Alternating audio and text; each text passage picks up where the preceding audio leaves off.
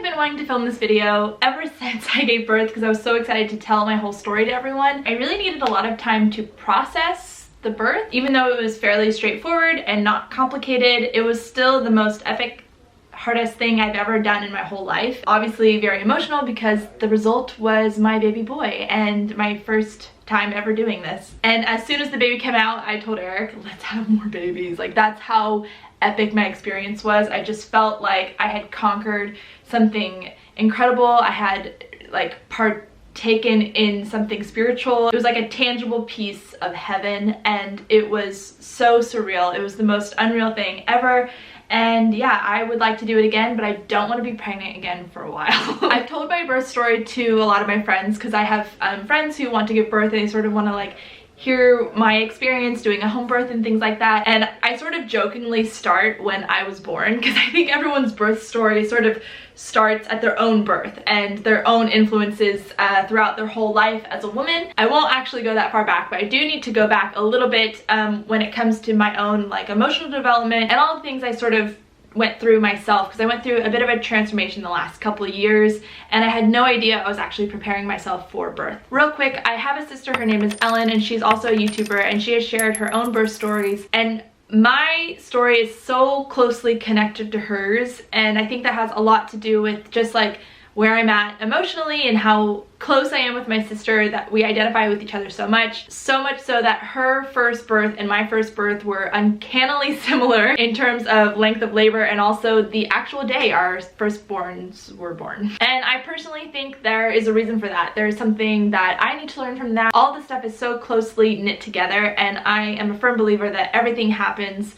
for a reason and there's always like a lesson in that. So it's just kind of wild how it unfolded. Anyway, if you know my sister's birth stories, you know her first two births were very painful, and then she worked with Heather McKean from Mind Change, who was her neighbor and now just her friend, and she did some cool wackadoo stuff on her subconscious and she was able to have a pain-free labor for her third birth and a pain-free labor for her fourth birth. And of course I hear that and I think, yes, sign me up. I'm about to give birth. I heard it's painful. That's what birth is sort of known for. We see in sitcoms, TV, movies, Rachel Green giving birth and is like screaming her head off, and we just have this image in our head that birth is supposed to be painful. And of course I wanted to avoid that. So I worked with Heather to prepare for my birth. But this was not the first time I worked with Heather on mind change stuff. She helped me get rid of insomnia, depression, and anxiety, which I know sounds crazy, especially if you are someone who deals with mental health issues. I know it can be really off-putting to hear someone say you got rid of depression. Yeah, you can't do that. I really encourage you to hear my whole story. I'll link some videos down below about insomnia and depression and her whole thing and her whole expertise, and also the videos with Ellen if you want to learn more. But really short version of what her mind change method is, it's basically tapping into the subconscious, challenging core beliefs about yourself, reworking memory, neutralizing trauma, and anything that's going to affect how we see the world, because our reality is how we experience the world and how we perceive the world. Or I guess I should say our experience is our perception and our perception is our experience. So I went into my sessions with Heather thinking, okay, I'm doing this because I want to avoid pain. I want to have a quick, easy labor. I want to have one of those labors that women envy. I want to be in and out. I want it to be orgasmic, beautiful, and absolutely no pain and just bliss and pleasant feelings. I did not get exactly that. It was pretty painful. It was probably one of the most painful things I've ever experienced myself, and I didn't have some blissful orgasm. It wasn't anything like that. But there were a lot of things that I asked for or I visualized in my work with Heather that I did get. I actually had 3 sessions with Heather. The first 2 were nothing to do with the birth itself, and it might be a little confusing how you can prepare for birth when not actually talking about birth. The thing is that giving birth is one of the most unreal events of your life, and you can prepare for it because you know it's going to happen around a certain day and you know it's going to be intense. And when things are that emotional, that spiritual, and you're just broken open like that, literally and figuratively, a lot of things come up. So I reworked some traumas and memories from my childhood and from when I was in college. There were some things that happened to me that I still needed to work on, and I still think I could possibly work on them even more. And I'm really glad I did, because I think that I would have had a very different story if I hadn't really taken the time to rewire those memories, rewire the neurons surrounding those memories in the subconscious, because that stuff can often stall labor and make things more complicated. My third session with Heather was all about visualizing the birth and preparing mentally and manifesting what I wanted. But when you manifest something, your subconscious does not do well with negatives. So I can't say, I don't want pain, because if I say I don't want pain, the subconscious goes, oh, pain, got it, I can do pain. And I actually had a phone call with Heather recently where I told her, you know, in the middle of labor, I was so mad at you. I was like, what is this mind change bull? Because this hurts like hell. And we talked a lot about why I still experienced pain and a lot of core beliefs I still have that I really want to work on going forward in future labors. But I will tell you, and I told her too, I'm not mad at Heather anymore. I actually processed all of that like fairly quickly. As soon as the baby came out, you know what? Yeah, it hurt, but that's okay. I still love my story. I still had the most incredible experience ever.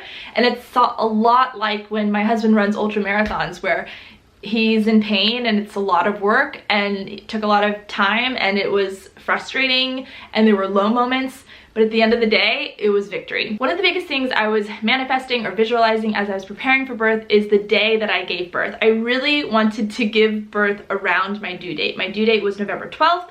And I went into labor November 13th, had the baby November 14th. This was super important to me because, one, I hated being pregnant. By the end, I was so uncomfortable. I couldn't eat anything. I was very swollen, uncomfortable. I had lots of pain everywhere and I was just over it. And a big one, number two, was my sister was in town from out of state and she was gonna be my doula, and it would just not work very well for her to be there at the birth if I went super overdue. I was so glad that I didn't go overdue, because first time moms often go very over. About 2 weeks before the birth, I was starting to have practice labor, which is also called Braxton Hicks. And my practice labor really just felt like mild period cramps. And then when I woke up November 13th, that morning, 5 or 6 in the morning, I felt the same contractions, the same experiences, but the difference was, and the reason I knew it was going to happen that day, or labor was happening, was because anytime I would move positions, I couldn't make the contractions go away. They just continued. Something sort of unusual about my labor is that from the very beginning to the end, my contractions were 3 minutes apart. Typically,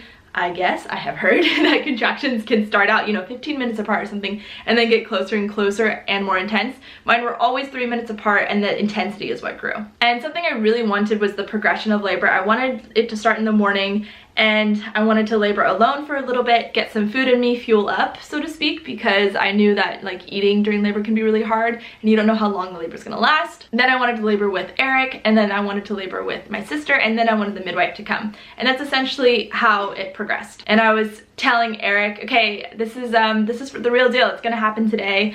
I'm really in labor. And he's like, okay, great, let me wrap some things up and work, because he's working from home. Again, I was having contractions every 3 minutes. So then I was telling him, okay, you almost done with work? He's like, yeah, I just gotta send a couple emails out. He's wrapping things up. And then by the time it was 10:30, he was still on his computer. I was like, Eric, you're done. Come over here, I really need you. So he finished with work, and then he was just present with me and going through my contractions with me.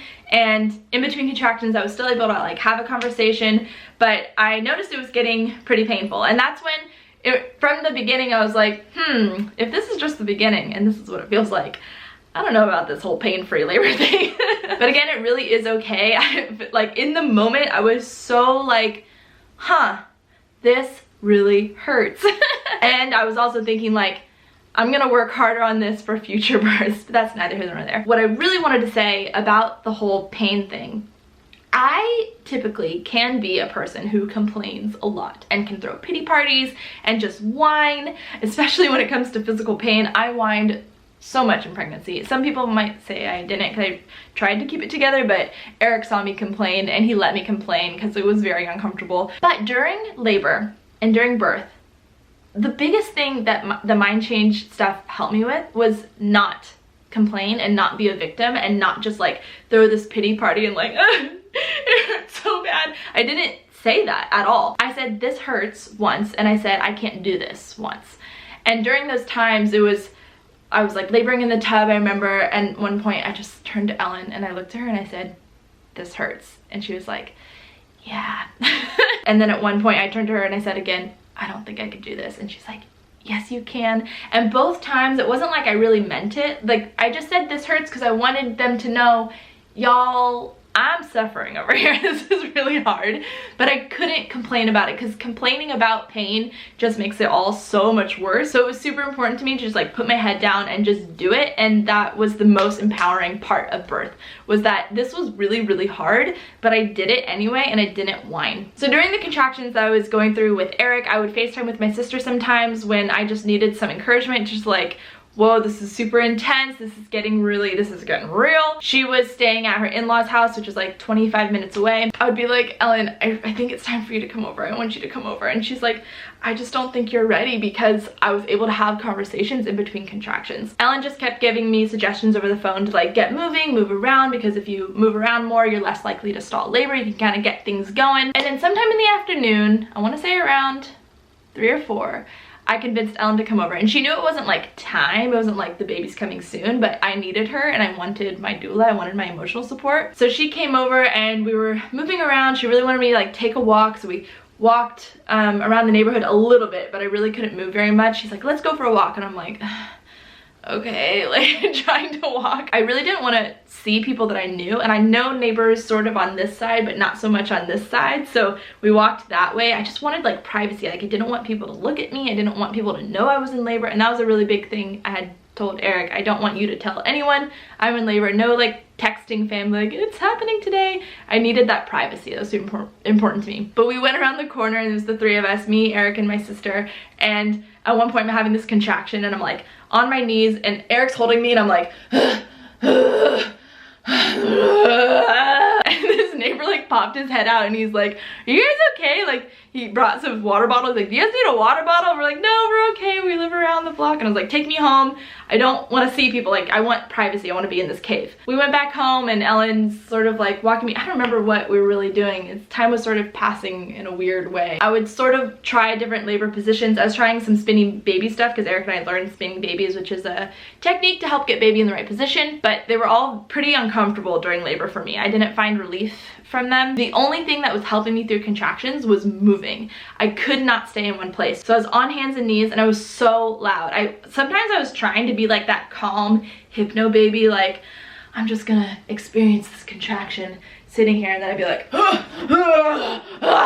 like on hands and knees, all fours, screaming and bellowing like an animal, and I couldn't like even recreate these noises, especially when I labored on the toilet. I know that laboring on the toilet is a thing a lot of women do because it sort of just gets things going. It gets labor like going really fast and progressing, but the contractions are so intense on the toilet because you're just like in that position where you're bearing down and you're so used to opening and relaxing there that something is the body's like doing lots of things and opening up. So when I was on the toilet, I sounded like a gorilla. It was something like and we did have a water birth, so we had set up the tub and it was in the bedroom. It's right here where the camera is actually, and we filled it up with warm water, and the temperature, I forget, I think it was like 100 degrees. It's like a warm bath. It's pretty warm, and as soon as I got in, it's like instant pain relief. It felt so good. And so I was sort of in and out of the tub, and I would like dry off because you don't want to just like sit in the tub the whole time because I guess it might make it take longer because you're just sort of chilling there. But laboring in there felt a lot better than laboring on land. There was a point, I think it was like basically when the sun went down, where I didn't want anyone to touch me. I know during labor a lot of women sort of want like their hair stroked or like massaging their back or squeezing their hips. No, get your hands off of me. I'm doing this alone. Don't touch me. As I kept going and going, I didn't want anyone to look at me even, and I couldn't look at anyone else. So like, you know how children sort of like go like this and they think that they're hiding? That's sort of what I would do. I would like close my eyes, and if someone talked to me, I wouldn't look at them. I would just sort of turn my head and keep my eyes closed and communicate with them because I was just like in a cave. And all the lights were dim. I just had the salt lamp on here in the bedroom, so it was very quiet and calm, and it felt like I was a little bit alone. And then we were timing the contractions, and it was 311, which is, I don't feel like explaining. It was 311. And when it's 311, that's when the midwife says, okay, we'll come over, baby is coming soon. But it had been like 311 for a while, or like it was getting there. It was pretty close to that. And it was still pretty obvious that I was able to have conversation in between contractions, so I might not be that far along, but I really wanted the midwife to come because I wanted her to come and I wanted her to tell me I was 8 centimeters and I wanted to have the baby that night. That is not what happened. Lisa Marie, my midwife, my amazing midwife, she came over and I was like, I'm so glad you're here, and I'm like crying, and she checked me and I was 3 centimeters. And when I was 3 centimeters. When I heard that, I was so annoyed. I got real quiet and I was like, I cannot believe I'm only 3 centimeters when I feel this much going on in my body. How am I this big? How? And I looked at her when we got back on the couch, I got dressed, and I looked at her and I was like, I'm having this baby here.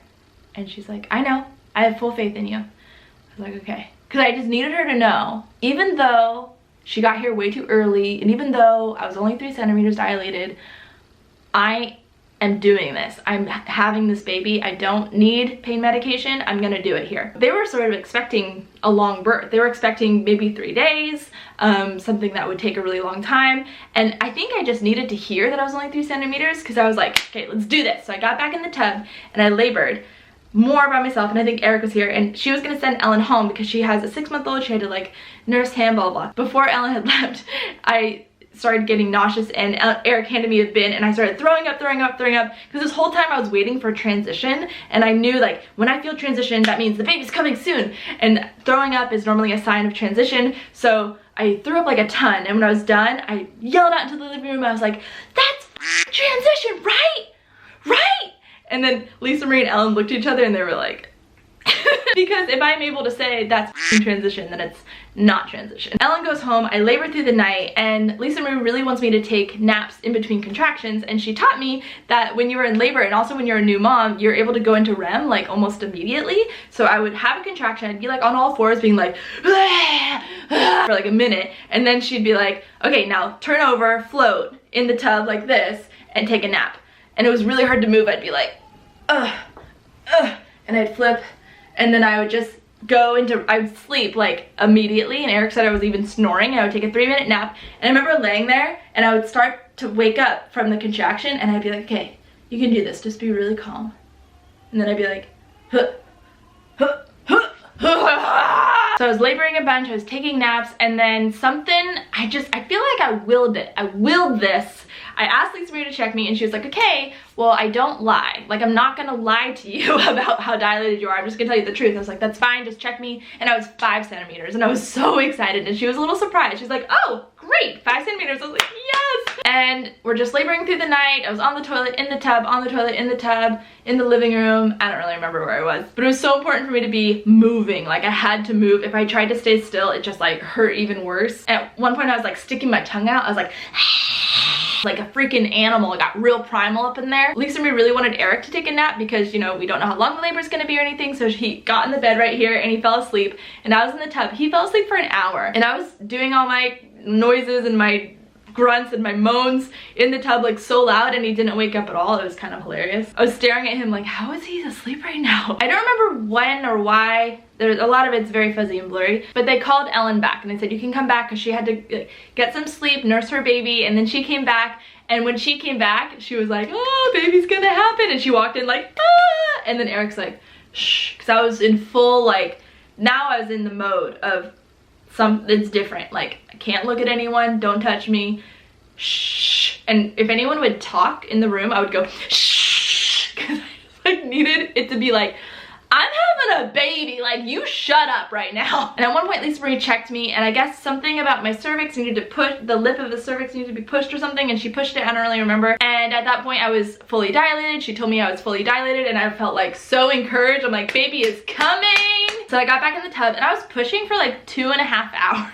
Like a pretty long time. Lots of stuff happened down there. My vagina is still a little upset about it. But I do remember when Lisa Marie was like, reach down, you could probably feel his head. And I was like, really? And I reached down, I touched, I felt his head, and I was like, oh, that was crazy, there's my baby. Like, this isn't some figment of my imagination. There's an actual child coming out of my vagina. And I remember asking when I knew I was fully dilated, like, when is my water gonna break? She's like, I don't know, and you can actually break it yourself. And I was like, really? Because I knew that would move things along. She's like, yeah, next time you have a contraction, just reach down and sort of nick it. So that's what I did. As soon as I had a contraction, my water was sort of like, the waters were like bulging, so I just went like so easy, and my waters broke. So I'm in the tub, and I'm like pushing with just me in the tub and Eric in the room, and he's just like really quiet. And there were some times that were so funny where like I had this idea in my head that Eric was like on his phone, like distracted or scrolling or something, and anytime he would pull his phone out, I'd be like, get off your phone, like yell at him. And later he told me, he's like, I was like taking a picture of you because you look so pretty, or I was like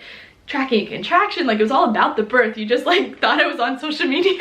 And then he and Ellen would try to feed me water with like this little plastic straw that was like the bent kind that you could feed like this. But I would go into it so hard because I was so thirsty in between contractions, I would be like, and then I'd be like, stop squeezing the straw. God, I was kind of mean. I thought they were squeezing the straw, but really I was just like pushing down so I like couldn't get the water.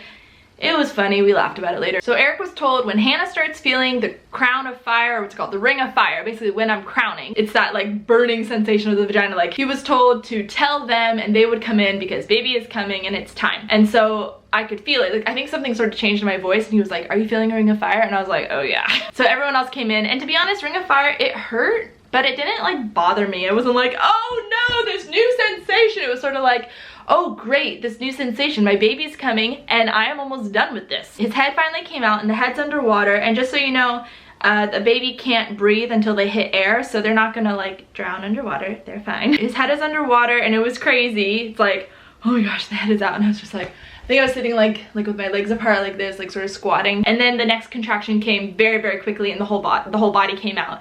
And his cord was wrapped sort of around his shoulders, sort of like a shawl or something. So, and I caught the baby. Oh, let me show you. I caught the baby and he came out, and then I took the cord off. My midwife is sort of coaching me through. She's like, take the cord off.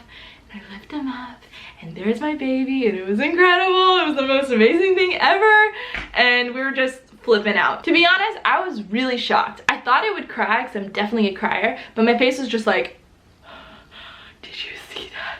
Did you see what my body just did? It was incredible. And then we transferred to the bed and everything's all clean. They put all these pads so there's not like water, blood or anything getting on the mattress. And then I did tear, which was no bueno. I did not like tearing. My next birth, I'm really hoping not to tear. Oh, I forgot this part. My sister has this breathing technique that she was taught not to tear because she tore with her first birth and she didn't want to for the next, so then she learned this technique from her other midwives. And basically it's like where it feels sort of like you're hyperventilating and you're just trying to slow down the baby instead of like bearing down like, "Rrr." But it was so hard. I didn't realize how hard that would be. Imagine like you having the biggest poop of your life and someone being like, slow down, let the poop come out slowly. When I have a contraction when the head is coming out, I'd be like, because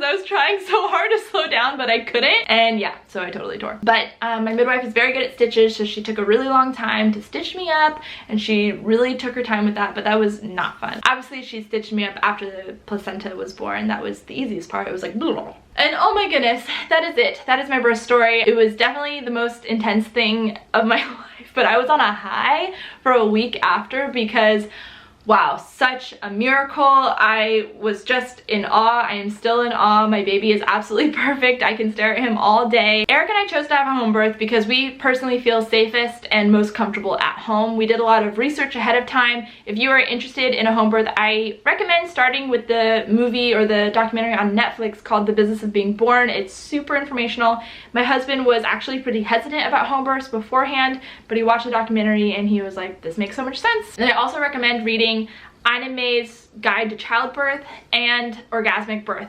Both very good books about natural birth and home birth. I should end now, even though I could talk for hours and hours about this topic. It's super interesting to me. I want to encourage anyone who is afraid of birth to challenge that thinking that birth doesn't have to be scary. Birth doesn't have to be an emergency until it is. Birth is a natural thing that our bodies as females do, and it was the most, I don't know, like I feel like it was a privilege to go through that, and I am actually kind of looking forward to it next time.